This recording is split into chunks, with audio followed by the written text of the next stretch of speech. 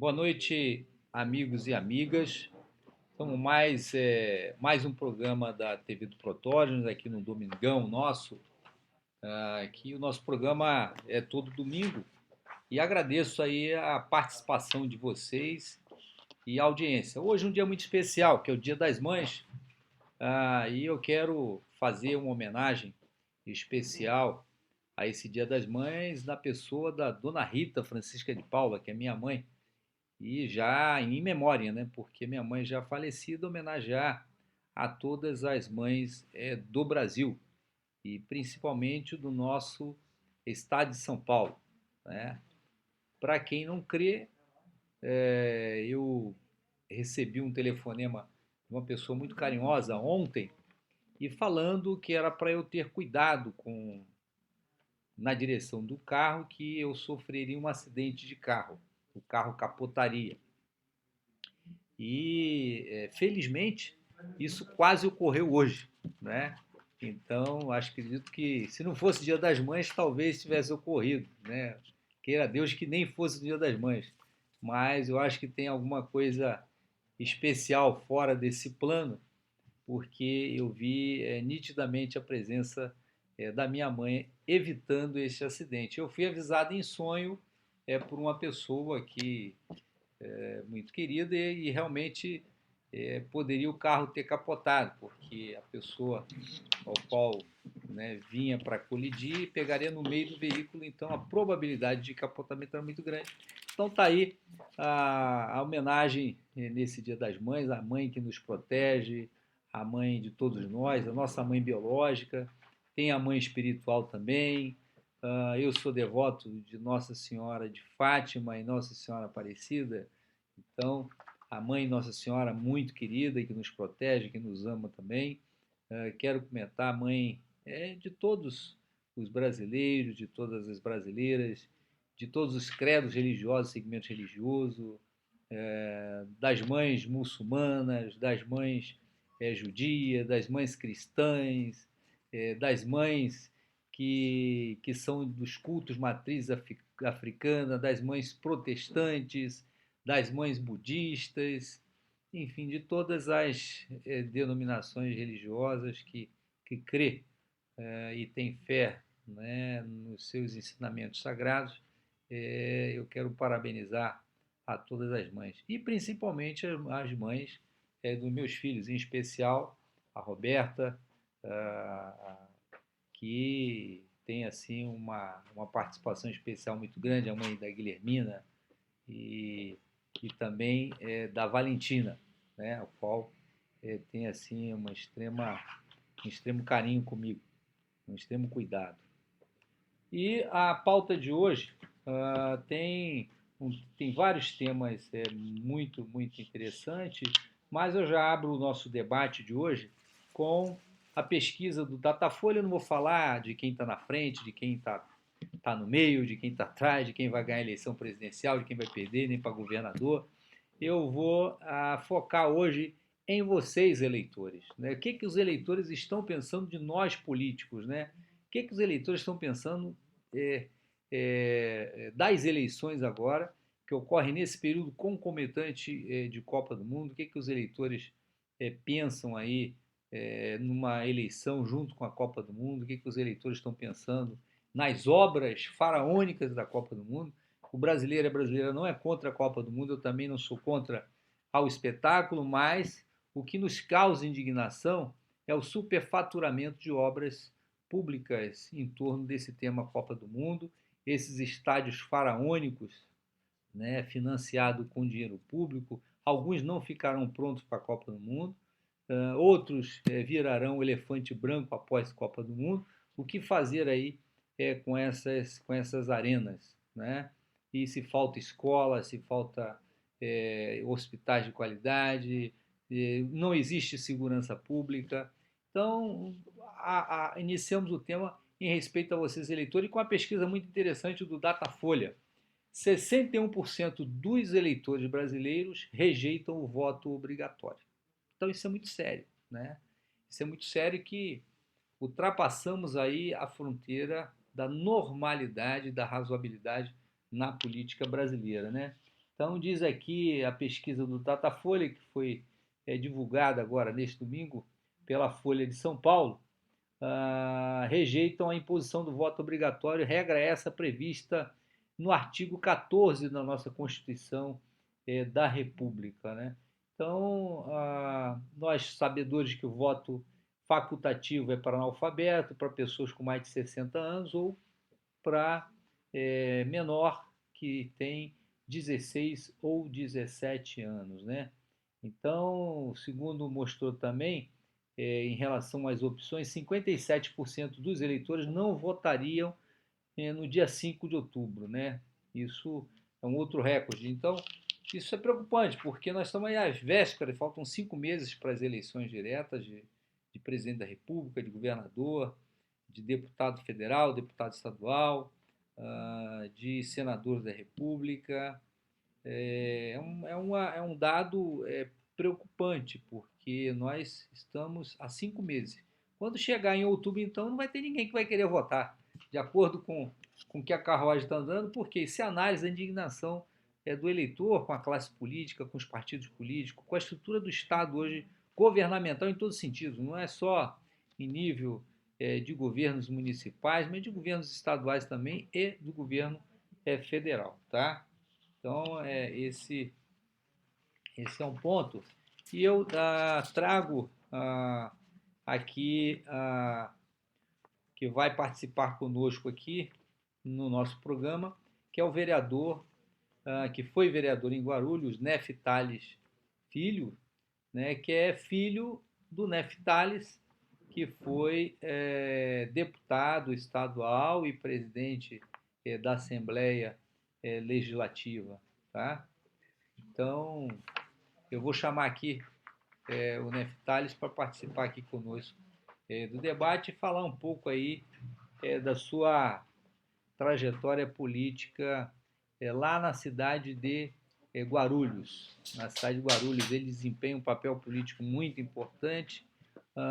Já tem aqui Carlos Alberto Barreto. Barreto, boa noite. Vamos falar já sobre a Previc. Senta aqui, Neftales.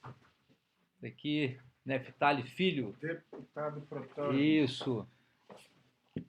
Fala aí, deputado. Está aqui a Maria Calda acompanhando também. Barreto, tudo bem? Boa noite, Neftali. Boa noite. Sente aí, você que tem uma...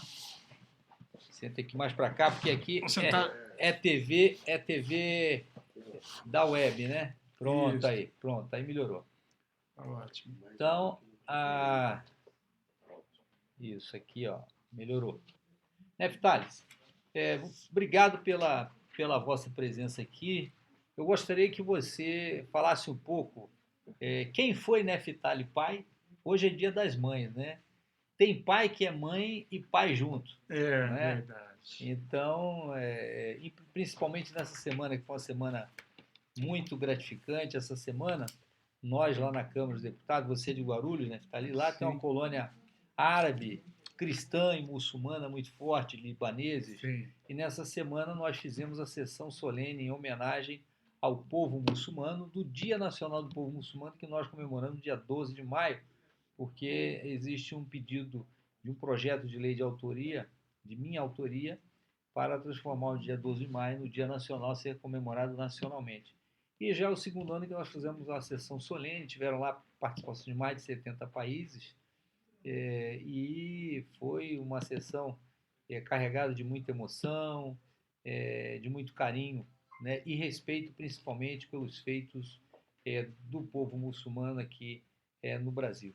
E lá em Guarulhos você tem lá uma presença política importante. Então eu gostaria que você explicasse quem foi Neftali pai, para o telespectador aqui que está nos assistindo saber um pouco da história do seu pai. Você conte aí resumidamente aí. Não, rapidinho. Teria aí uns 5 minutos para poder resumir os principais feitos e o que ocorreu com o seu pai no passado. Primeiramente, é um prazer estar aqui com você.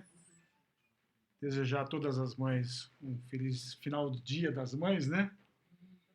E o nosso trabalho sempre foi voltado realmente à comunidade. E, rapidamente, tentar expressar, a nossa história política ela começou em 1968, com a fundação do Movimento Democrático Brasileiro. Ali se começou o movimento, vamos dizer assim, de esquerda, né? A situação que existia naquela época. Neftales foi um homem político dedicado às ações sociais. Foi eleito primeiro vereador de Guarulhos do antigo MDB, hoje PMDB, se tornando deputado estadual em 74, prefeito em 76. Em 82 foi eleito deputado estadual com a segunda maior votação do estado de São Paulo, se não me engano, 117 mil votos naquele ano. Nossa, votação expressiva. E eleito presidente da Assembleia Legislativa. E tivemos a honra... Isso em que ano? Em 83. Em 83. E naquele momento existia o voto indireto, que elegia os prefeitos das capitais. Uhum. E naquele momento concorria em São Paulo o Carvalho Pinto, né? O deputado Carvalho Pinto, e o falecido Mário Covas. E houve uma situação até muito, assim, uma situação até muito difícil, porque nós estamos no final de um regime militar, com voto indireto na Câmara, aquilo parecia uma bomba para explodir. Né? E queira acreditar ou não, deputado Protógenes, empata 42-42. Nossa. E o voto Minerva era do presidente. Era do presidente Neftales. E eu conto isso até hoje, porque eu já assessorava ele. Eu estava na mesa e eu abaixei para conversar com o presidente. Falei, presidente, não seria interessante a gente suspender 30 minutos essa sessão para retornarmos depois, porque aquilo lá era uma cara, estava barril de pólvora. Um barril de pólvora. Aquilo era uma loucura. Eu me lembro muito bem, ele me puxou pela gravata, telespectadores e deputado, e fez eu encostar e me disse no ouvido, eu tenho um compromisso com Mário Covas e tenho um compromisso com a democracia do país. E naquele momento eu levantei e ele se levantou e se pronunciou com um voto favorável, colocando assim o Mário Covas como prefeito de São Paulo. Saiu da mão dele, o Mário Covas só foi eleito realmente pelo voto Minerva Neftali. Então, essa foi uma das grandes passagens, né? Depois, após isso, nós ficamos fora por um tempo. Não, me desculpe, faltou uma parte aqui. Em 88, deixamos de ser candidato novamente a prefeito de Guarulhos, tínhamos 66% da intenção de voto. Mas nós fomos convidados naquela época, Ulisses Guimarães, Orestes Quercia, que assumisse o governo do estado por 11 meses, pois o Quercia seria candidato a presidente naquele momento. E eu ainda sugeri, falei, olha, deputado, não faça isso, que o povo espera o senhor de volta. Mas ele atendeu ao pedido do partido e naquele momento houve, inclusive, o rompimento do PMDB. E assim, o Ulisses se lançou presidente, derrubando o Quercia, o Almino Afonso, e automaticamente veio o efeito dominó e foi derrubando o resto. Ele ficou sem legenda. Naquele momento, as oposições ao Neftales em Guarulhos, porque ele era muito forte, disseram que ele tinha se vendido. Então, para nós recuperarmos isso de novo, demoramos 8 anos para recuperarmos o poder. Ele ficou fora, ganhou 90, mas depois ficou fora. Concorremos em 92 a prefeito, não ganhamos, 94 a deputado, não ganhamos. Em 96, ele foi reeleito prefeito de Guarulhos com 78% dos votos válidos. E foi a primeira votação, inclusive, do voto eletrônico, da urna eletrônica. E logo isso, nós não tínhamos compromisso com ninguém, né? Tínhamos lá uma situação política, e aí sofremos um grande golpe político, que inclusive está hoje comprovado, que levou inclusive o meu pai ao falecimento do desgosto. Faleceu desgostoso com isso. Ele teve uma dissecção na aorta e complicou, e faleceu, porque ele não admitia aquilo. Eu também, não admitindo isso, sofri muito, porque eu tive todos esses 35 anos de política ao lado dele. Fui vereador, inclusive, em Guarulhos. Fui secretário de adjunto de obras. Fui secretário de Transportes, inclusive, fui o primeiro secretário do país, deputado, a legalizar a lotação. Olha, Saiu da minha mão. São Paulo legalizou através do meu edital, Campinas, Belo Horizonte, Rio de Janeiro e assim vai. Então hoje nós temos essa ligação, enfrentamos toda uma seria uma situação democratização do do transporte público, né? transporte, que hoje ainda estamos sofrendo em Guarulhos com isso, mas estamos trabalhando a favor de algumas situações de licitações fraudulentas. Estamos numa briga lá dentro, política, mas uma briga, vamos dizer, sadia, para que sejam atendidas aquelas que ficaram fora dos sistemas que já operavam há 13 anos, que tiraram.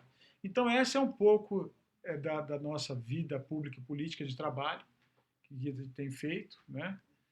E estamos aí, como diz meu falecido pai, nossa luta continua contra a injustiça e a favor da verdade. Verdade. E trabalhando e estando aqui ao lado de um grande deputado que também luta por isso, que a gente tem acompanhado. Ô, Nef, você leva um nome que é de muita responsabilidade, né? Porque você Sim. carrega esse nome de batismo que é do seu pai, o saudoso pai, né? Tales, que ficou na história da política do Estado de São Paulo com essa eleição do prefeito, então, o saudoso Mário Covas. Né? Uma eleição empatada em pleno regime militar, ou seja, havia lá aquela passagem do regime militar para o regime civil. Tá? Você politicamente, você está em qual partido lá em Guarulhos?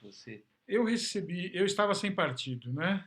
Aí, através do meu amigo Rony, que me procurou, vendo através também de uma situação hoje que eu estava fora, não estava concorrendo, porque eu estava acertando algumas situações políticas, inclusive, eu não sei se lhe passar a mão, se não eu vou lhe passar, um DVD que eu fiz sobre o golpe político sofrido por Neftales, onde existe uma gama enorme, inclusive estamos providenciando, vamos escrever um livro sobre isso, que foi uma fatalidade que levou ao falecimento dele, que mostrou toda essa situação, que envolve, inclusive, várias classes políticas e judiciárias do país, né?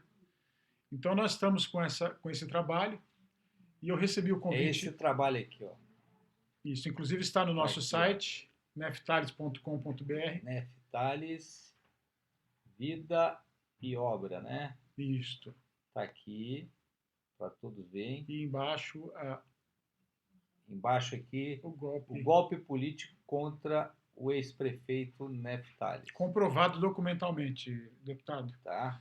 Quando ele faleceu... O golpe político veio a óbito o prefeito Neftales, mas por conta de pressões políticas. É de desgosto político, porque é o que eu digo sempre, aquele que deve e acusado, ele não sente. Eu fiz mesmo, que se dane, mais um. Agora, aquele que faz com a história política que ele teve, que foi uma história política de construção do nosso país, da democracia, inclusive nós alojamos o Tancredo Neves nas diretas já, eu ajudei junto, lá o Aécio era um menino, estava lá junto, nós cedemos uma parte da sala para o ex-presidente Tancredo Neves, junto com o Aécio, que o acompanhava sempre, e iniciamos, junto com o governo do Estado de São Paulo, o apoio total a essa evolução da democracia no nosso país. Então, nós temos uma história muito profunda disso. E a pessoa, quando é acusada de um crime que não cometeu, principalmente dessa forma, e também eu estaria calado se fosse, não estaria aqui, não seria eu idiota, né, de estar brigando com grandes partes da política e de alguns juristas e da justiça do Estado de São Paulo. Só para você tirar uma ideia, deputado e telespectadores. Fazem 16 anos que o processo está na primeira vara, sequer foi julgado. Do afastamento dele. Primeira vara? De Guarulhos. De Guarulhos? Primeiramente, ele não poderia jamais ter sido afastado pela... Poderia, e cadê o Conselho Nacional de Justiça? Exatamente, nós estamos fazendo isso. Representação ao Conselho Nacional de Justiça, porque... São 16 anos, não é brincadeira. Justiça tardia não é justiça, é injustiça, né? E eu trabalhando com ele, isso foi em 98, me afastaram junto também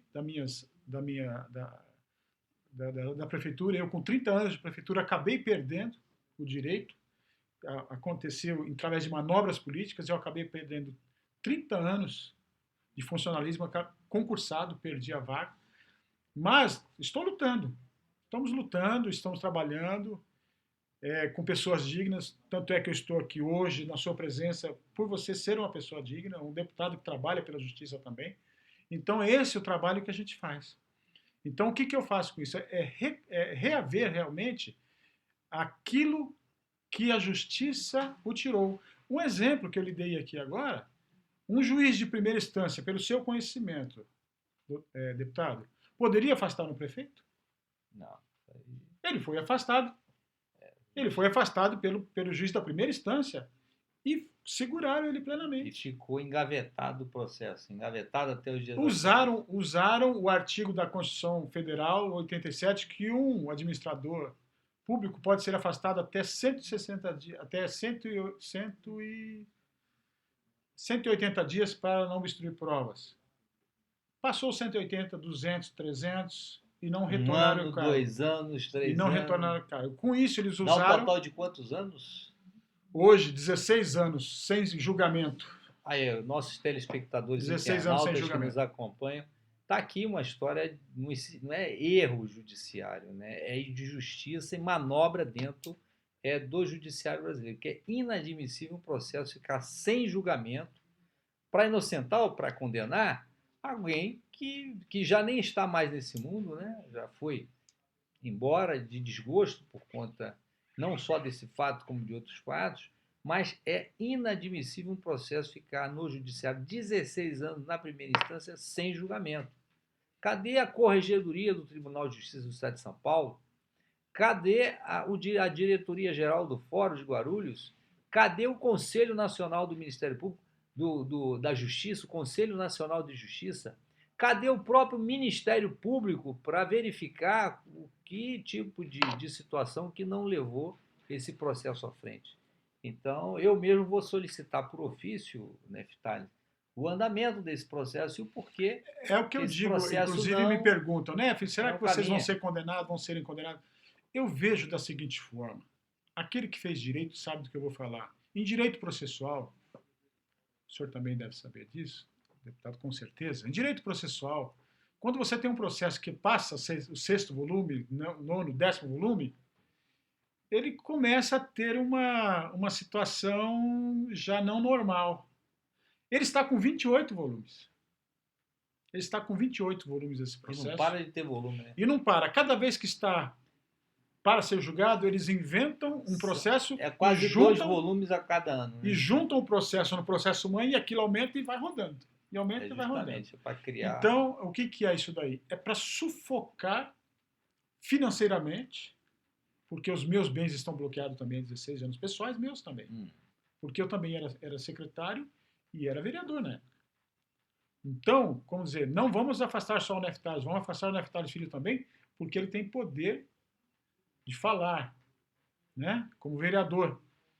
E com isso fizeram essa tramóia toda, que hoje eu venho inclusive a público, vou em vários jornais, em televisão, em Guarulhos também, em outros locais, e eu desafio. Aí me perguntam, mas o senhor acha, senhor Neff, que vão condenar ou vão absolver?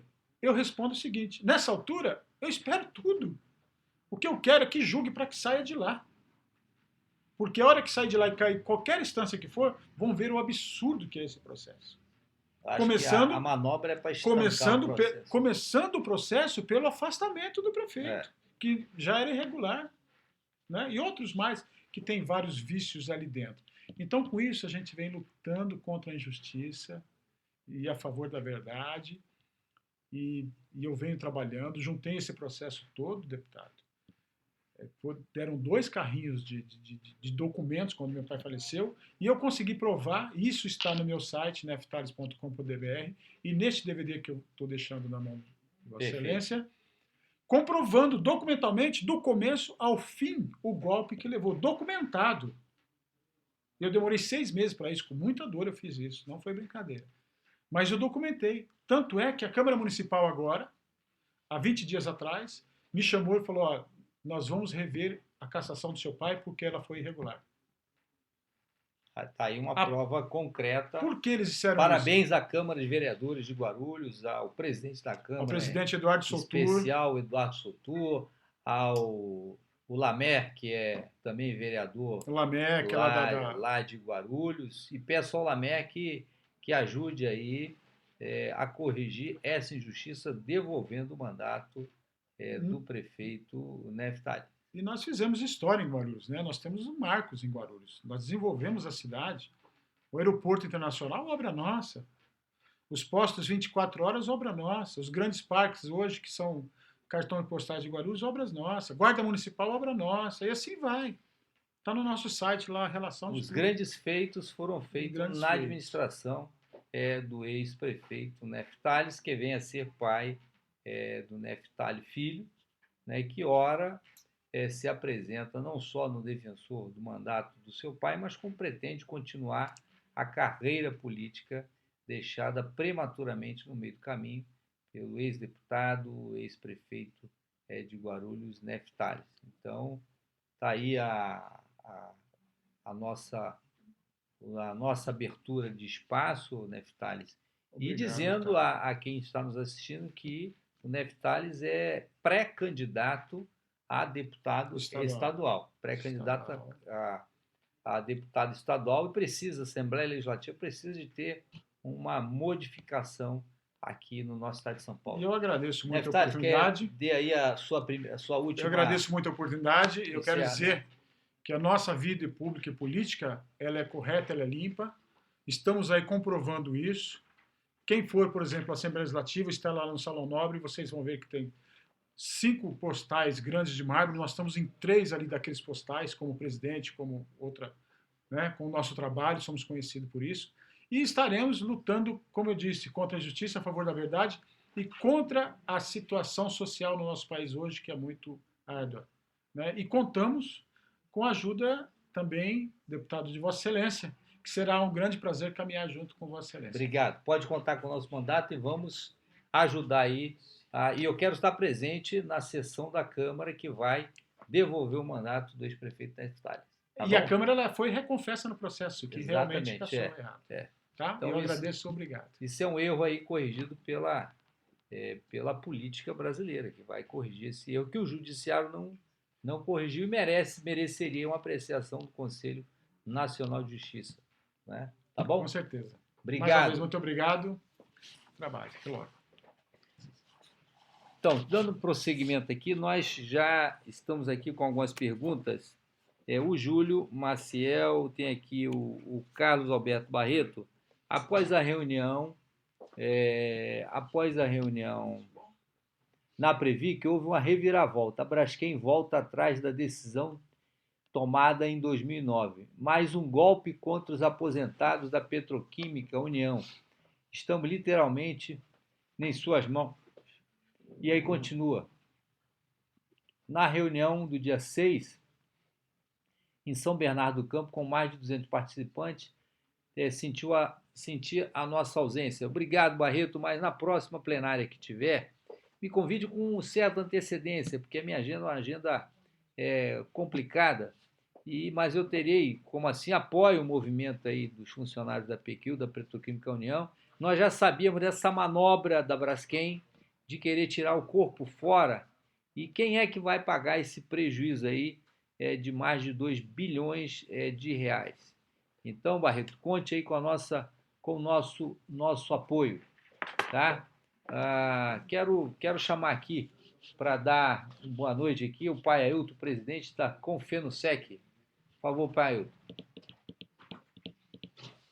Pai Ailton vem a ser um sacerdote da religião de matriz africana e é da Confederação, né?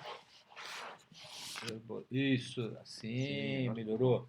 Ele é da Confederação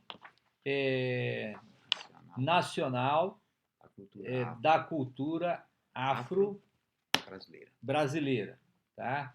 Então, o pai Ailton que vem acompanhando aí o Neftali, atua também lá em Guarulhos, tem uma base de trabalho junto às instituições de matriz africana e desenvolve um trabalho social muito importante, né? Eu gostaria que o Pailton comentasse um pouco desse trabalho que o senhor faz aí no campo social, no campo religioso. Quem está nos assistindo agora, que vai ter a benção do senhor aí, né? E a boa energia. Com certeza. Primeiramente, E hoje é Dia das Mães, né? sim.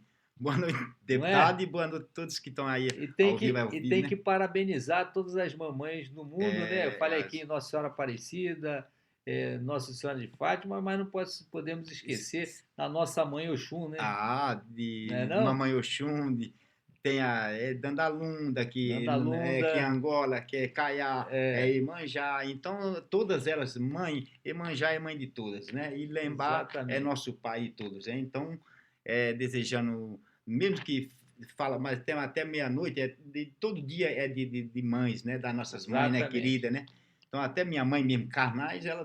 ela tá com 96 anos. Minha mãe mesmo, de sangue. Então, e eu desejar a felicidade a todas as mães de santo, a todas Iabás, né? Todas Iarorixás. Então, é um abraço e a benção a todas elas, né?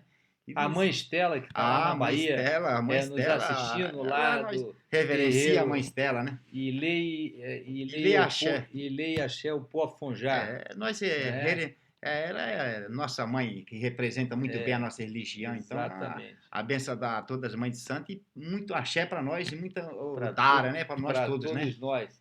Eu estava ainda há pouco, né, falando em homenagem às mães, eu almocei na família, na casa da família Abduni, né, Sim. e é uma família grande de libaneses, e estava lá a matriarca da família, a tia Zara com o tio Rafael, e tem uma família numerosa, né? Estava também lá o tio Salomão, vem a ser o sogro do Adib, que é casado com a Hana Abduni, né? Que é uma dentista, né? Que cuida, inclusive, dos dentes, né? Da minha família todos. E também estava presente lá o irmão dele, o Alid, acompanhado da sua esposa, a Lola, que está vindo mais um neném, o Assim, com com a esposa também, que é o outro filho, né? E além de estava o Amer, que é o cunhado, que é um poeta árabe muito bonito, que fez uma homenagem para mim. O vídeo que vocês assistem, que foi exibido na sessão solene, né? É, em homenagem ao povo muçulmano, que me foi presenteado, tem poemas ali belíssimos que é do cunhado do Adib, do Amer. Então, quero parabenizar aí, dar um grande abraço a essa família que eu tenho muito carinho. Mas sim, pai. Então, o Aí, nosso trabalho é no Terreiros de Candomblé. Amanhã mesmo eu vou estar em Natal, abrindo uma grande festa nossa lá de caboclos, né? Lá não é Umbanda, lá é Juremeiro, né? Então, nós temos um trabalho social grande em Natal, na Paraíba também, mais no Nordeste. E onde eu implanto também as ODM. o que vem a ser juremeiro, pai? Juremeiro que seria a nossa Umbanda aqui, né? A nossa Umbanda em São Paulo, né? Aqui nos outros. Então lá é mestres, né? Lá é chamado de mestre. Então eles cultuam muito. O próprio Fantástico já fez várias reportagens, eu junto com eles, para falar um pouco da Jurema, porque lá é juremeiro. Em outros lugares, na Paraíba já é xangozeiro, então ele chama os xangozeiros. Então lá, juremeiro. Juremeiros é os caboclos que tem da Jurema. Então ele chama Juremeiro, né? Por que Mas chama Jurema? É um Jurema santo, é um segmento, é uma não, linhagem, um segmento deles. A é uma Jurema etnia? é isso. Ah, é A um Jurema é segmento, um segmento deles. a Então tem Jurema. a Jurema, né? Então tem Tem o juremeiro. E o xangozeiro lá de Pernambuco? eles são, que nem eu falei para o deputado, que é a nossa a Umbanda aqui em São Paulo. Então eles Ah, falam perfeito. xangozeiro, né? Então xangozeiro, vou na casa do xangozeiro, tá tendo um xangozeiro lá, vamos lá, vamos lá. Então eles lá é muito forte no estado da Paraíba e no estado do Rio Grande do Norte, a Jurema é muito forte mesmo. Tem lá juremeiro com 100 e poucos anos. É mesmo? Tem juremeiro, Olha, eu vou estar agora, vou até abrir a festa, chama eu vou lançar um livro dele agora, chama Dedé Macambira. Ele está com 102 anos. É benza a Deus, hein? juremeiro. É Que juremeiro, Deus, que que Deus multiplique a nossa ilumine e dê muita saúde saúde para aí ao ele. seu Zezé Macambira. Dedé Macambira. Dedé Macambira. Isso, Olha, se o senhor estiver nos assistindo, no lhe estado do Rio Grande do desejo Norte. muita saúde e paz aí no estado do Rio Grande do Norte. Que o povo lhe abraça com muito carinho e tem aqui um admirador da sua obra aí, que eu tenho certeza que o senhor faz um trabalho social muito importante junto aqui com esse fraterno amigo pai. Então, aí outra coisa, deputado, que nem eu falo sempre para os nossos eventos que tem aí, eu acredito em quem acredita em mim. E eu estou do teu lado porque eu acredito em você e você acredita em mim. Então, é a minha palavra. Sempre que eu digo, onde eu estou, eu acredito, eu estou com o deputado porque ele acredita em mim. Então, eu devo acreditar na pessoa que acredita em mim. Se você não acredita em mim, por que eu tenho que acreditar em você? Então, eu deixo bem claro para todo mundo. O deputado Prostógio sempre vai estar dentro da nossa nação. E tenho certeza que a confederação ela é nacional, mas aqui em São Paulo, com certeza absoluta, ela está 100% Prostógio. Isso você tem a certeza absoluta. Vim até de vermelho em homenagem ao senhor.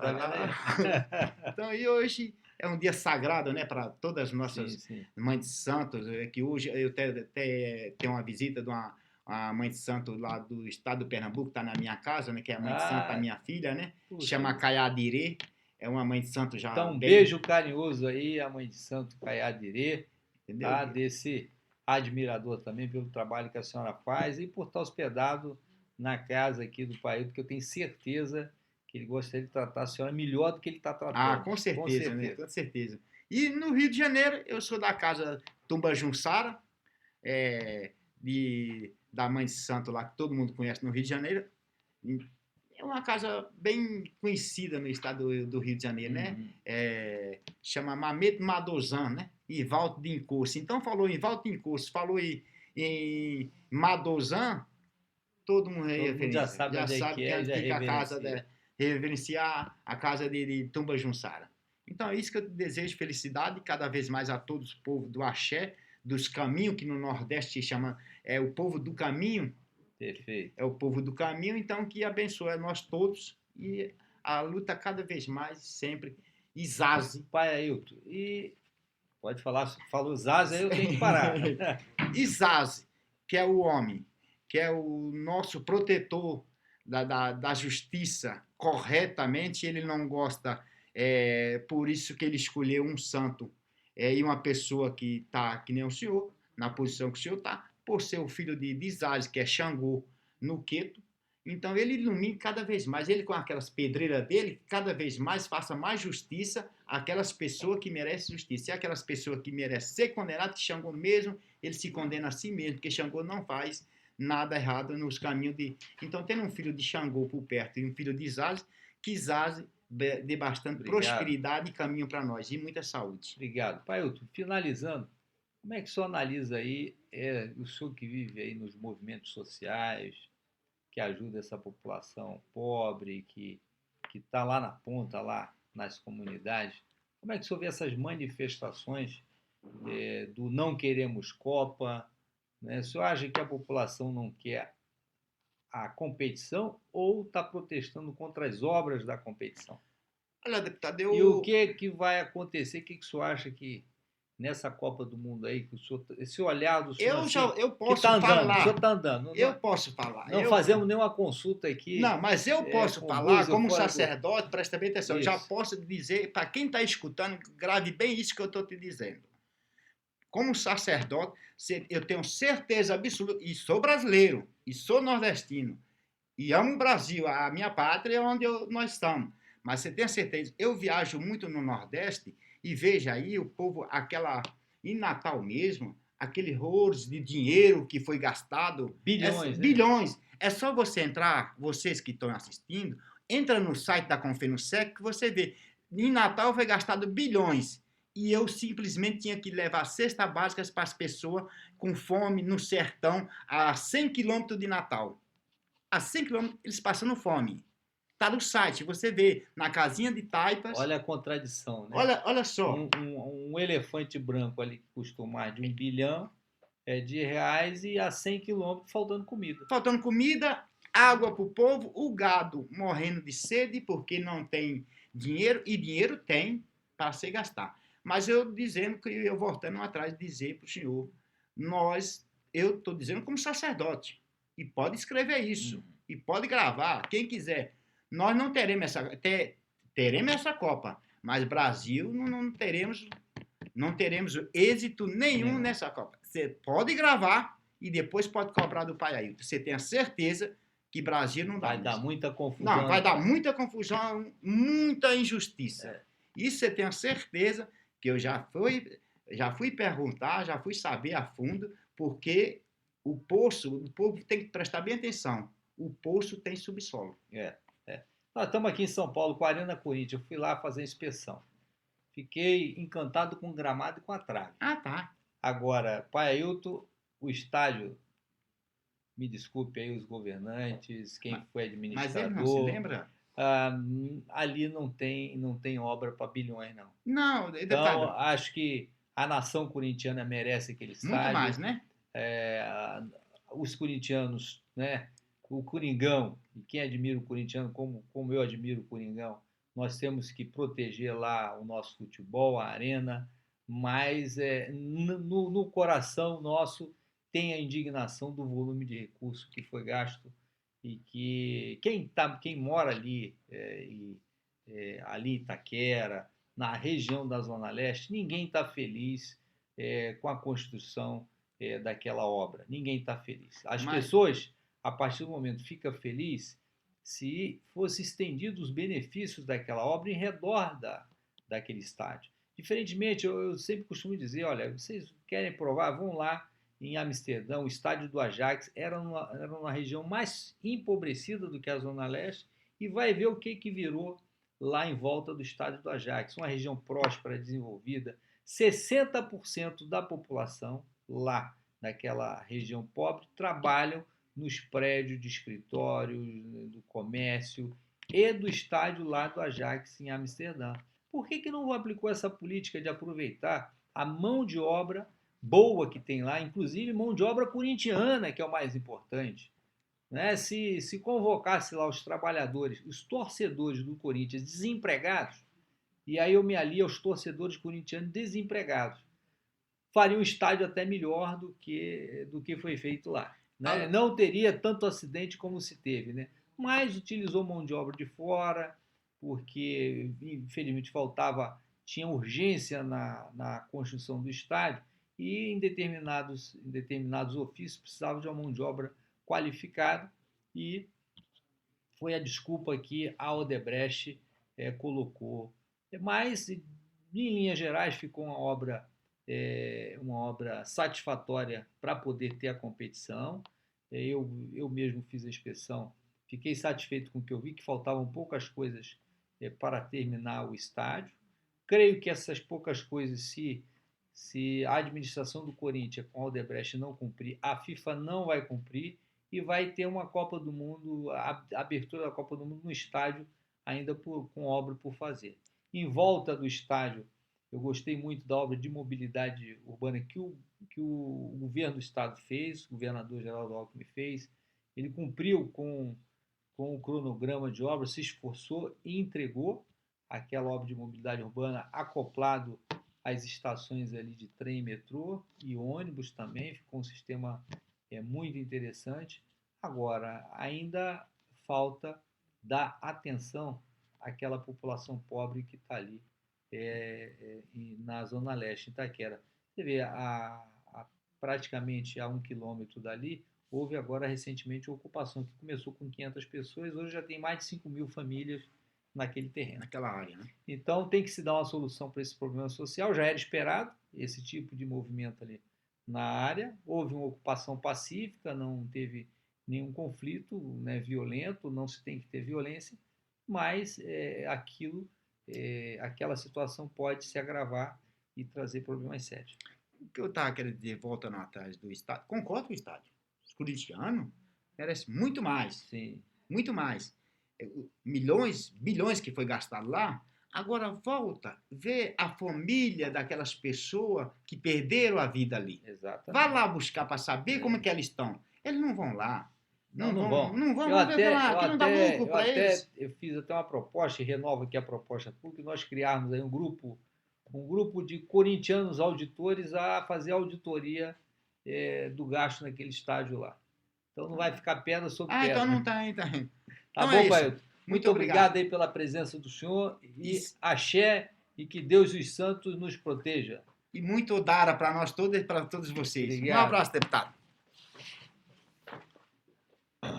Chamar aqui, agora, chamar o Mário Massi da ONG, da instituição, aliás, Atitude 225, cujo tema é reciclagem, transformação e meio ambiente. Reciclagem, transformação e meio ambiente.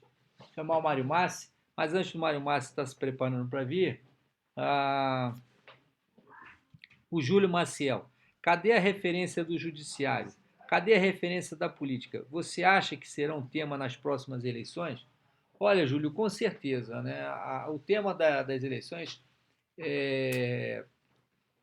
vai predominar, né? Vai ser realmente essa questão da corrupção na política, da corrupção no judiciário, da corrupção nas instituições, na polícia, da corrupção em alguns governos, enfim. Nós vamos ter esse tema dominante. E a referência, né, do judiciário, hoje, muitas das vezes nos desencanta, porque nós estamos agora de um julgamento histórico, que foi o julgamento do Supremo Tribunal Federal, né, do caso do mensalão do PT, mas deixou a desejar que não se julgou o caso do mensalão do PSDB, envolvendo aí o ex-governador, ex-senador e ex-deputado federal Eduardo Azeredo, que numa estratégia ele renunciou e o julgamento foi para Minas Gerais. Vai ficar semelhante ao caso do Neftalhes aqui, vai ficar semelhante ao caso do banqueiro Daniel Dantas, que foi condenado por corrupção a 10 anos de cadeia por corrupção, né? Estou sendo processado no Supremo, que eu não posso chamar o sujeito de bandido mais, porque já existe um processo.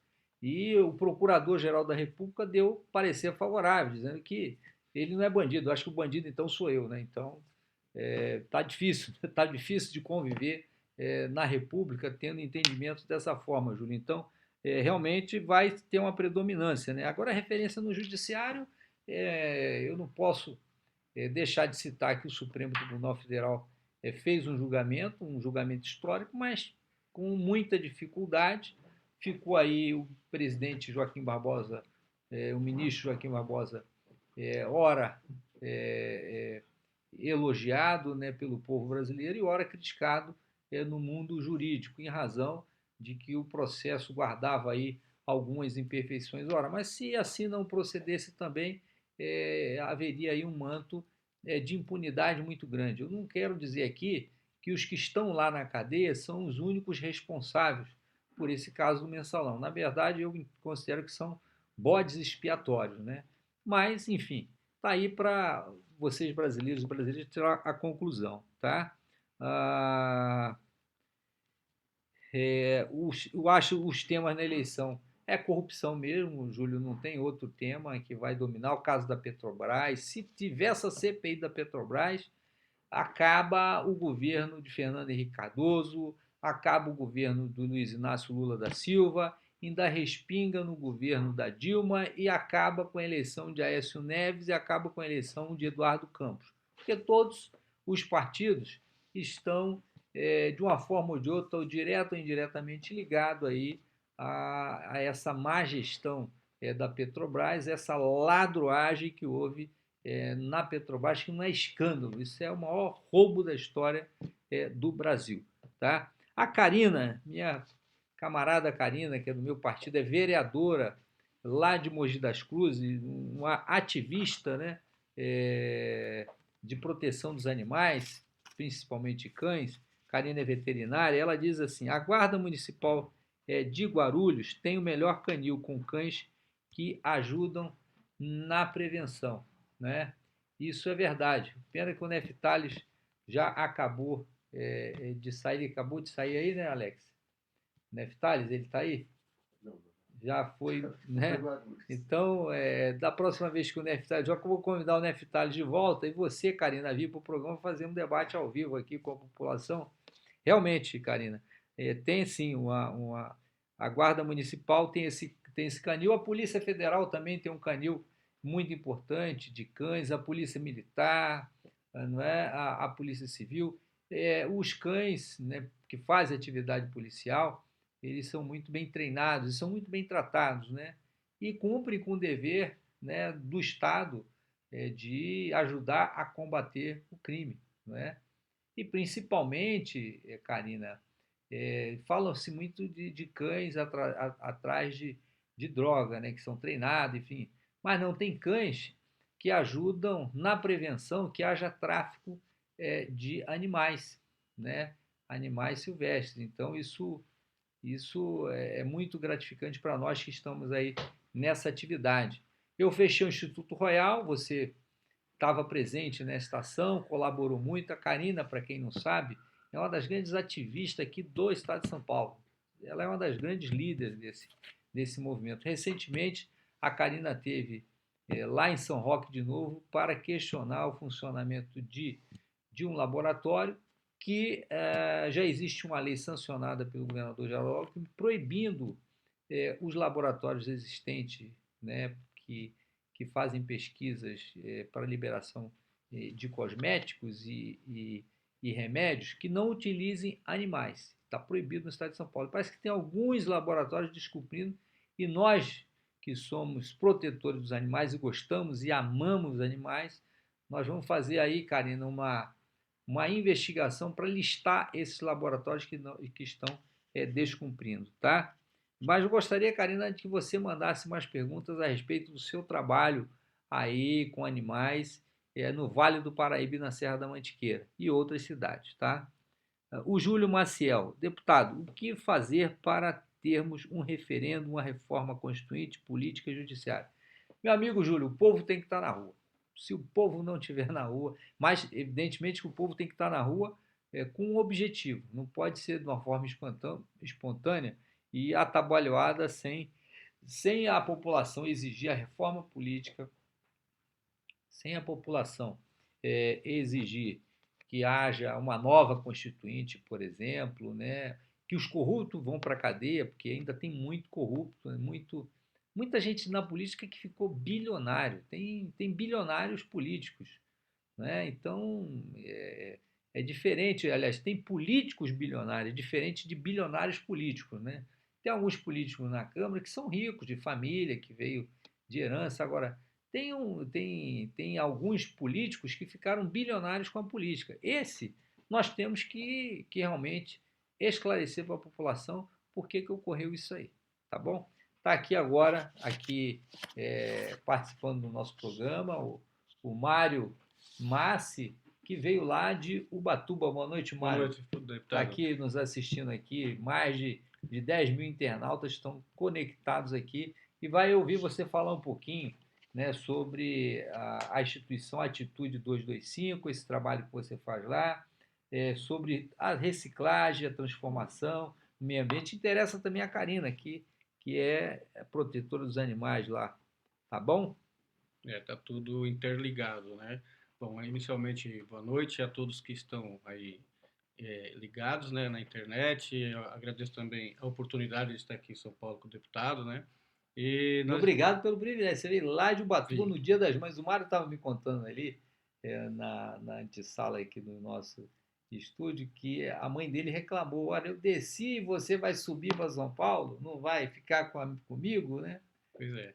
Ela desceu para almoçar comigo lá no Dia das Mães, só que a gente já tinha compromissos aqui com o pessoal, inclusive com uma oficina que nós estamos fazendo de qualificação de catadores, né, para poder futuramente abrir uma cooperativa.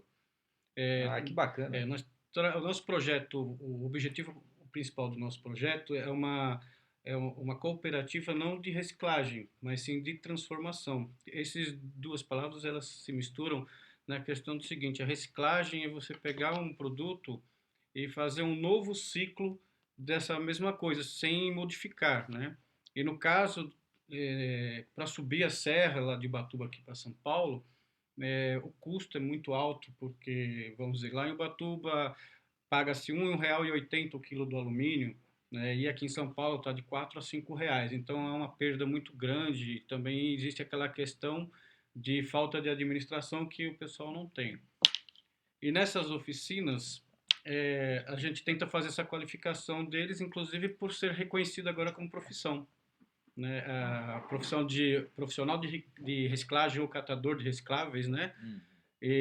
Então, mas para isso ele tem que ter um curso de qualificação, ele pode ser registrado no Ministério do Trabalho com esse profissional, tendo direito a recolher o INSS, enfim, ter uma vida melhor. Então, esses catadores eles vão ser cooperativados Vão ser também. cooperativados já para trabalhar nessa cooperativa de transformação. Então, por exemplo, nós recolhemos o vidro que tem um baixo custo, 7 centavos, 4 centavos o quilo, e ao invés de nós vendermos para reciclagem, né, nós transformamos ele em outros copos, moemos o vidro, transformamos em copos, transformamos em embalagens e vendemos para o mercado interno. A ideia é pegar todo tipo de reciclável que existe e transformar em bens de consumo duráveis para o próprio mercado interno.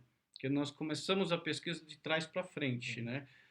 Como vender, por que Então, as esses bens cooperativas... reciclados, né, de consumo durável, eles vão ser se reciclando porque assim, você, por por si exemplo, só, pega o né? alumínio, transforma em talheres, pega o metal, nós vamos transformar em tampa de bueiro, transformar em prego, em parafuso, então é bem mais prático do que você pegar uma garrafa PET e fazer um carrinho com ela, pegar 2 ou 3 garrafas, fazer um carro, a criança brinca 2 meses e volta para ser resíduo de novo, volta para a natureza. Então nós pegamos e transformamos em outra coisa. Não dá para pegar a PET e transformar em tecido para camiseta, porque já exige uma manufatura mais específica, mais complexa, que tem que vir para a capital. Então, sai um caminhão desce daqui de São Paulo, vazio, só para pegar esse reciclável. Então, o custo é muito grande para fazer só isso, para né? Para essa fazer. logística. Então, nós pensamos em fazer isso. Só que, para chegar nesse patamar, porque nossa cooperativa não tem separação, não tem lavagem, porque aumenta muito o custo.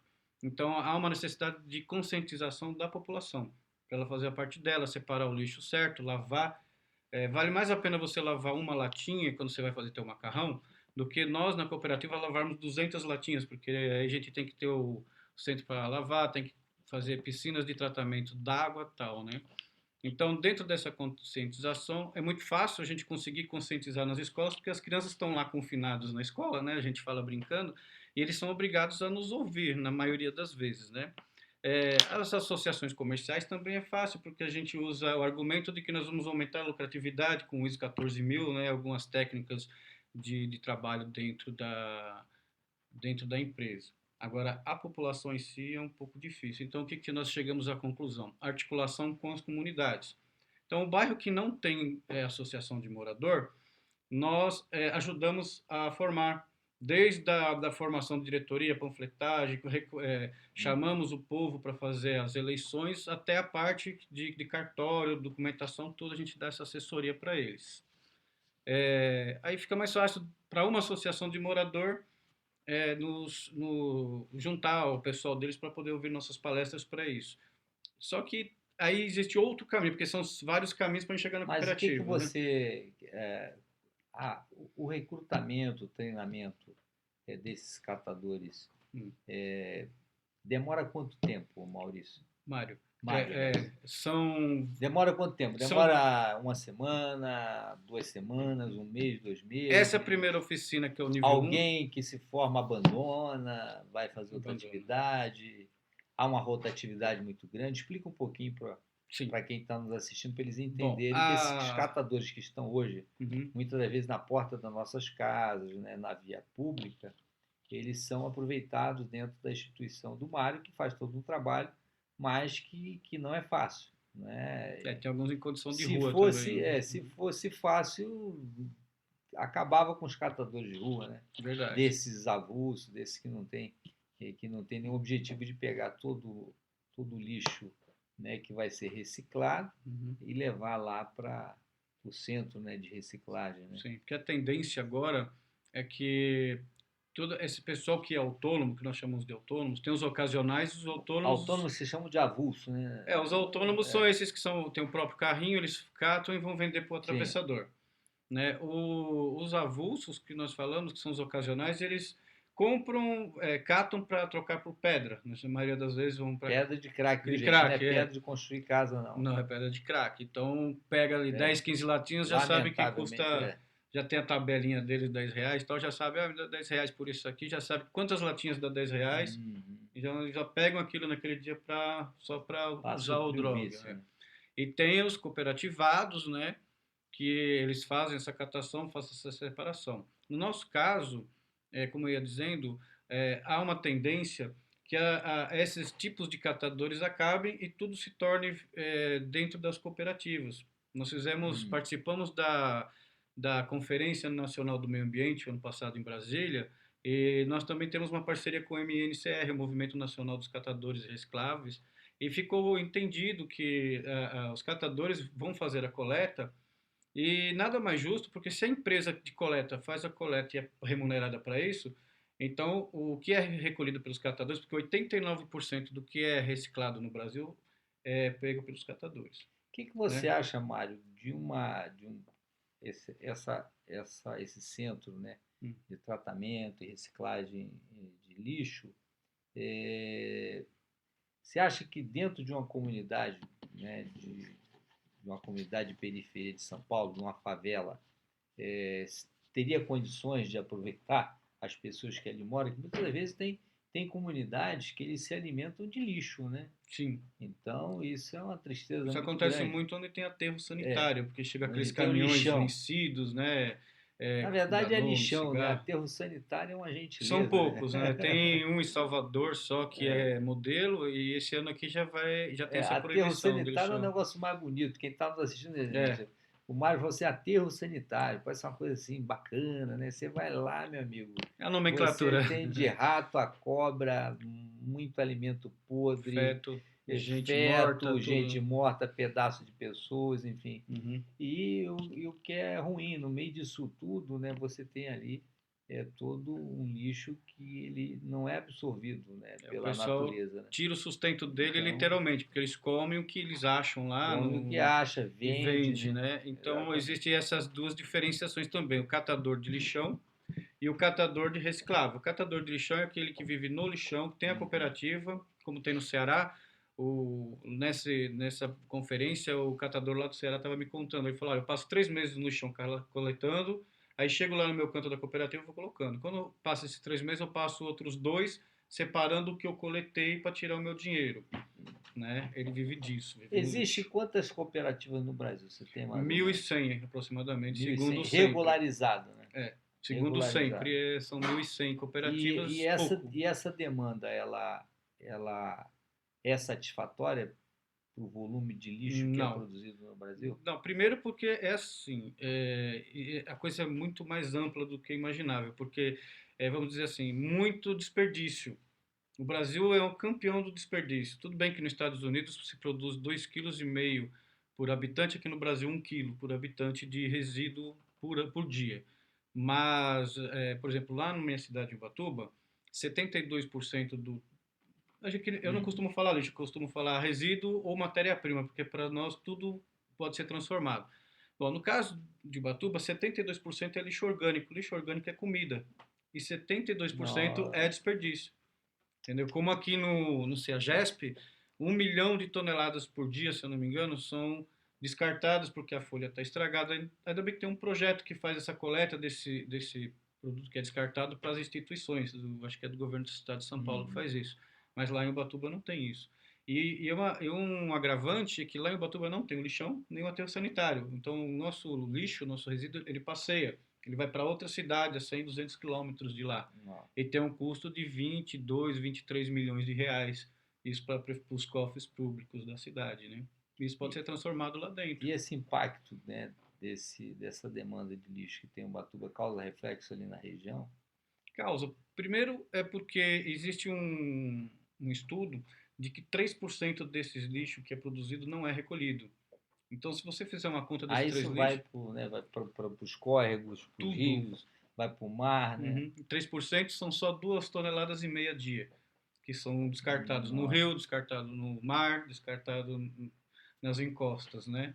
Isso traz vetores ou Quantas ratos, toneladas? 2,5 toneladas, Duas 3%. toneladas e meia Isso não se fora da recolhe. temporada, porque no tempo normal são 92 mil habitantes, quando Aí, chega a temporada sobe para 2 milhões e meio. Então são 92 toneladas dia, e quando chega a temporada são 2 milhões e meio de toneladas de lixo, porque o turista ainda gasta mais, porque tem lata de cerveja, o pessoal que vai para se divertir gasta muito então, a mais. saída que você dá, Mário, seria realmente E cooperativa de transformação lá. formar aí essa cooperativa de Sim. transformação. Mas para isso a gente tem que qualificar, né? Porque a tendência, como eu disse no início para o senhor, a tendência são cooperativas. Esses informais ou outros tipos de catadores tendem a acabar porque a tendência é a formalização das cooperativas com as prefeituras, contratar as cooperativas para fazer a coleta de lixo e esse lixo ser processado e talvez as coletoras que são contratadas hoje somente para a recolha do lixo orgânico, poda ou varrição. Mas, em tese, o reciclado em geral é todo coletado, processado, digamos assim, no nosso caso, transformado em outro produto ou em outras regiões que têm acesso, eles são embalados, enfardados e mandados para a indústria, né? Então, mas a necessidade de qualificá-los é importante. Primeiro, porque nós temos 4 fases. Tem 3 níveis, né, de formação, que um nível é a parte básico, que tem cidadania, tem a parte da reciclagem, né, e a parte de gestão e formação de cooperativas. No segundo nível, nós já ensinamos ele a manufatura do produto, ou seja, o plástico, por exemplo, quais são os tipos de plástico, são 7 tipos de plástico, o que dá para fazer com esse plástico e as máquinas que fazem esse processamento, inclusive ensinando como é que mexe com essas máquinas. No terceiro nível, que já é um nível mais avançado, a gente já ensina política e gestão de cooperativas, formação de cooperativas, formação de líderes, né? Se bem que no decorrer de todo o treinamento nós pegamos as lideranças que aparecem, que surgem, para colocar na diretoria dessas cooperativas e depois fazer em rede. São várias cooperativas pequenas em trabalho artesanal, porque é muito mais vantagem uma pessoa que tem uma tia-avó que tem uma geleia especial e ela quer fazer 50 potes por mês. Uma indústria não vai parar uma produção para fazer 50 embalagens mês. E como a produção das cooperativas é artesanal, então eles podem fazer essas 50 embalagens por mês para essa empresária, né?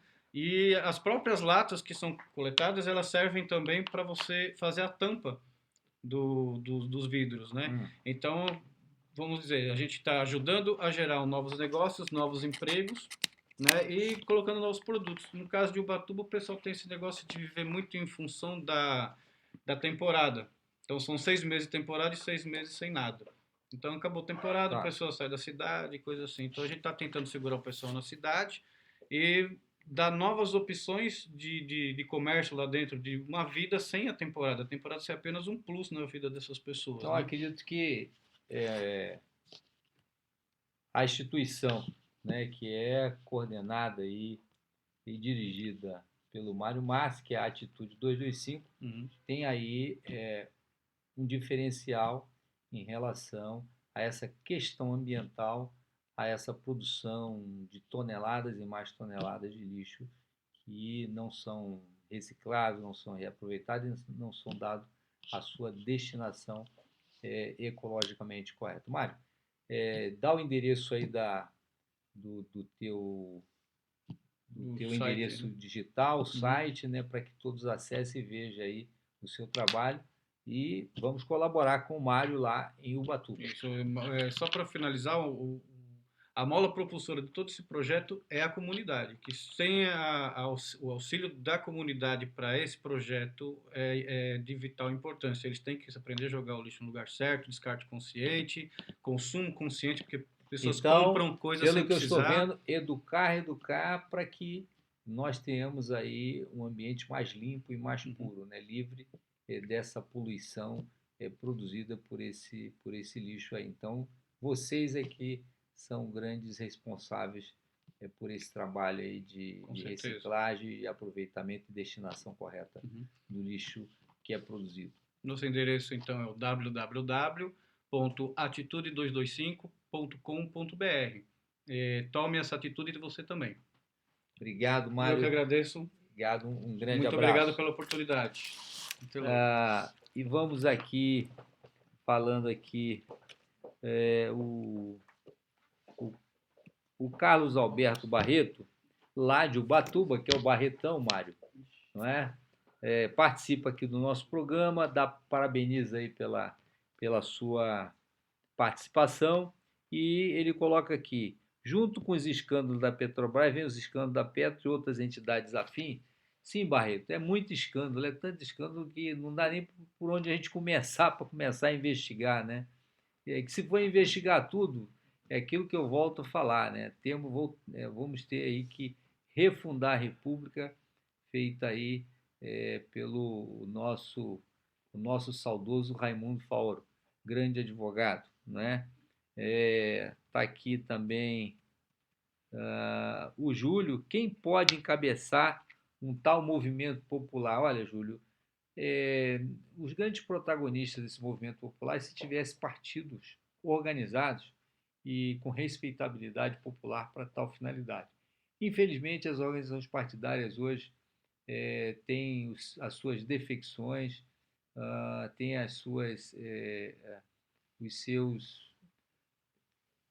os seus estatutos e programas não cumpridos, né, muito distante da realidade que é exigida pelo povo brasileiro. Então, eu acho um ponto positivo agora, essas manifestações nas 12 cidades tiveram aí como protagonistas os movimentos sociais organizados e partidos políticos também. Então, isso é esse segmento, né, político e o segmento de movimento social tentando tomar as rédeas daquele movimento que teve no ano passado, que ali não teve nenhuma liderança e nenhuma entidade que foi protagonista daquelas manifestações de mais de 1 milhão de pessoas aqui no estado de São Paulo e mais de 1 milhão no estado de Rio de Janeiro e em Brasília também, com a bandeira do combate à corrupção. Acho que nós temos que nos unir, né? Eu acredito que falta mais união do que liderança nesse momento, né? A prioridade hoje é uma união de esforços que vá nós a movermos essa mola aí da transformação social da política brasileira e transformação política também, tá? Tá aqui o Barreto. Me emocionei ao ler seu livro quando fala da sua mãe. Um grande exemplo. Parabéns. Obrigado, Barreto. Realmente, as nossas mães têm um grande papel, né? Se elas não existissem, nós não estaríamos aqui. Eu falava isso ainda há pouco com o Humberto, que está aqui presente. Vem dar uma boa noite aqui para o pessoal, Humberto, por favor. Apesar que o Humberto vem acompanhando aqui o Mário, mas não pode sair daqui sem dar uma boa noite aqui na nossa telinha. Porque falou-se de meio ambiente e eu vi ali que o Humberto ficou, né, sorrindo e feliz com a participação do Mário. O Humberto coordena o projeto, já falou no nosso programa anterior aqui, né, que é o Reflorestar, né, Brasil. Isso. E também tem uma atividade de colaboração e participação na agricultura familiar, né? Boa noite, Humberto.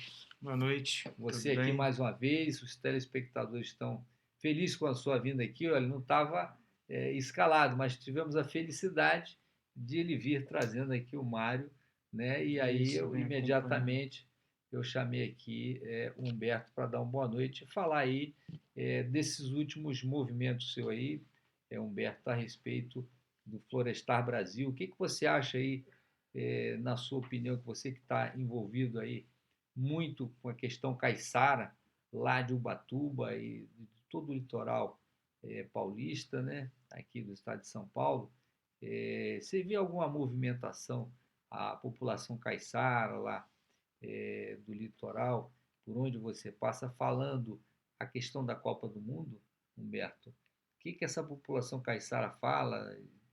Critica, não critica, está indiferente, está satisfeita ou está insatisfeita? Eu acho que, no fundo, todo o povo brasileiro tem um desejo pela Copa do Mundo, porque é a nossa paixão, né? Mas, ao mesmo tempo, há uma grande insatisfação com a realidade do Brasil. Eu acho que o Brasil hoje, de alguma forma, está dividido em dois, né?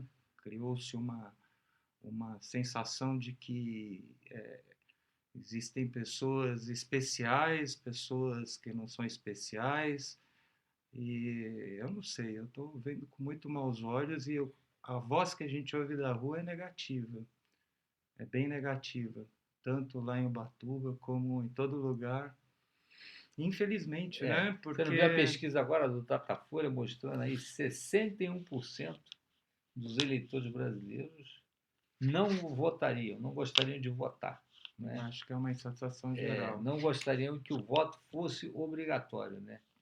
E 53% votariam em branco, né? Então isso mostra a crise de identidade que nós estamos em relação ao poder público, né? A falência das não nos instituições representam. Na verdade, hoje todos os nossos líderes, né, que deveriam nos representar e que deveriam dar confiança e criar uma unidade, porque eu entendo que uma nação é uma unidade, né? As pessoas têm que trabalhar juntas justamente para fazer o país melhorar, mas hoje há uma divisão, você é mau, você é bom, você é esquerda, você é direita, você é elite, você...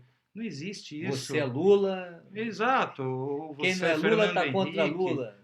Não, ontem eu até assisti a entrevista do Fernando Henrique. Quem é Dilma não é Lula, quem é Lula não é Dilma. Então, até isso nós estamos vendo. Eu estou vendo, inclusive, uma resistência dentro do próprio muito PT, maior. Quem é Dilma tem Dilma, quem não é Dilma, quem é Lula, quem tem militante, né, do Partido dos Trabalhadores que fala assim, olha, eu não sou petista, eu sou lulista, né? E como tem militante também diz assim, olha, eu não sou petista e nem lulista, eu sou dilmista. Então a situação essa é a realidade, né, da política brasileira. Isso ocorre num grande partido como é o Partido dos Trabalhadores, que foi a grande mola propulsora de transformação social no país. Já ocorre essa discussão interna, que dirá nos outros partidos políticos, né? Ou que dirá quem não milita em nenhum partido político, como as pessoas estão pensando hoje. Mas é ruim, né? Essa sensação de nação dividida, né, Portógenes? Eu entendo que até o Florestar Brasil ele tem essa lógica de pegar o que é de melhor no Brasil para capacitar ou para ajudar o que é de mais carente. E a gente não sente hoje essa e se vontade nós olharmos, Humberto, se nós olharmos a realidade brasileira, historicamente, países como o Brasil que tiveram assim, né, esse movimento, né, social sem muito rumo, né, classificado como espontâneo, fenômeno, sem liderança, como o próprio Júlio Maciel falou aqui, a perspectiva de ter um conflito interno é muito grande, né? Sim. Porque não vai ser como na década de 60, porque primeiro que hoje nós temos a comunicação horizontalizada e digitalizada. Então o nível de velocidade é muito rápido, as informações, as pessoas mandam foto, mandam filme na hora online, em tempo real, e convocações para qualquer tipo de manifestações. Agora mesmo, recentemente na China, ainda ontem, teve lá um quebra-quebra, e olha que eu estou falando da China, hein? Da China, onde os problemas sociais são bem menores do que aqui no Brasil. Então, por conta de instalação, Mário, de uma usina, né? De uma usina de reciclagem,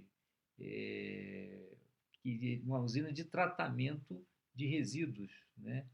E dizia que aquela usina naquela região ela iria fazer mal à saúde da população, iria poluir aquele ambiente, aquela usina.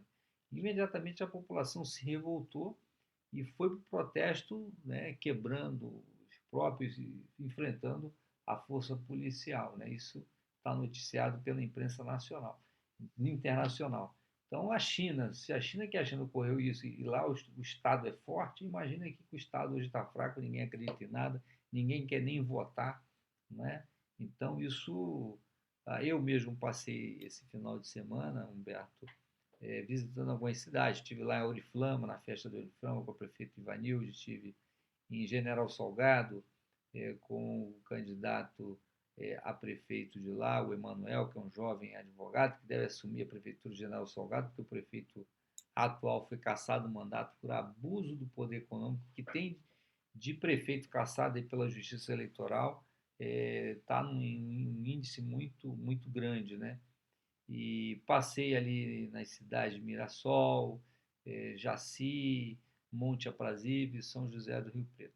Então, é voz corrente ali naquela região, o noroeste paulista, da insatisfação com o governo federal. É muito forte. Né? Eu não vejo que não é muito só o governo federal, né? Não é questão da Dilma, não é insatisfeito com a Dilma. Quando eu falo da Dilma, eu falo assim, não, ela é uma pessoa boa, ela é uma pessoa honesta, mas os rumos do país, essa corrupção, essa Petrobras, aí começam as pessoas a falarem de corrupção. É o caso do metrô no estado de São Paulo, enfim, e que o próprio governador Geraldo Alckmin não tem participação nem direta nem indireta, mas no caso, mas as pessoas acabam perdendo um pouco assim o respeito, né? O respeito e a referência política, né? Tá bom, Humberto? Então, obrigado. Dê aí a sua mensagem final aí aos telespectadores aí que estão assistindo aqui, o que é o coordenador do projeto Florestar Brasil. A minha recomendação é que nós, nessa próxima eleição, pensemos muito antes de votarmos, porque não há outra forma democrática de se instalar a organização social de um país. Então, esse é o caminho que nós temos. A responsabilidade de cada um é muito importante. Abrir mão de votar também não resolve, né? Eu sei que existem poucas opções, mas como já disse o Protógenes em programas anteriores aqui, a gente vai por exclusão, né? Então, primeiro o menos pior, e a gente tem expectativa como população de que venham novas propostas e mais alinhadas com o desejo popular, né? Porque hoje realmente quem está aí não nos representa. Obrigado. Prazer, obrigado. Boa noite, obrigado. Humberto. Está presente também o Jorge Miguel, que é um ex-militante da União Nacional dos Estudantes, foi preso político, torturado e hoje é pesquisador da história da UNE e do movimento estudantil e das ditaduras da América Latina. Também vai dar uma boa noite e depois já vamos fazer um programa especial entrevistando o Jorge Miguel. Ele hoje veio aqui apenas como telespectador ali do nosso programa, e o Jorge Miguel é esse grande brasileiro aí que viveu na década de 60. Dê uma boa noite aí, Jorge. Aí, boa noite a todos que me ouvem, me veem. Boa noite, Protógenes. Para mim é uma honra, mais uma vez, estar aqui no seu gabinete, né, agora nesse programa, que espero que contribua, as minhas pesquisas contribuam para que todos possam ter ao menos uma ideia do que é esse Estado brasileiro, do que é essa educação nacional oficial, e os estudantes brasileiros que fazem parte de movimentos sociais, principalmente da União Nacional dos Estudantes, que eu fui assessor de vários presidentes, e estou aqui à disposição do companheiro. Obrigado. No próximo programa fica aí a pauta. O Jorge vai comparecer aqui, que nós vamos ter a pauta sobre o Plano Nacional de Educação. Jorge, vamos falar um pouco dessa aprovação, progressão continuada, né, que eu gostaria que você tocasse, e também tocasse no movimento estudantil. O que você acha do movimento estudantil hoje, da atualidade? Ou seja, o movimento estudantil que é da UNE, da UE, da UBS, enfim, e até da participação da juventude e militantes de partidos políticos, como a juventude do PT, a juventude do PCdoB, que é a nossa, e que é a participação da União Nacional, União da Juventude Socialista, e você fazer uma análise aí sobre as perspectivas desse movimento. Mas no próximo programa, vocês estão nascendo, vocês vão ver aqui o nosso companheiro Jorge Miguel falando um pouco da sua experiência como ex-militante da União Nacional dos Estudantes. Então, boa noite a todos e a todas. Muito obrigado. Obrigado, Jorge. Obrigado. Felicidades.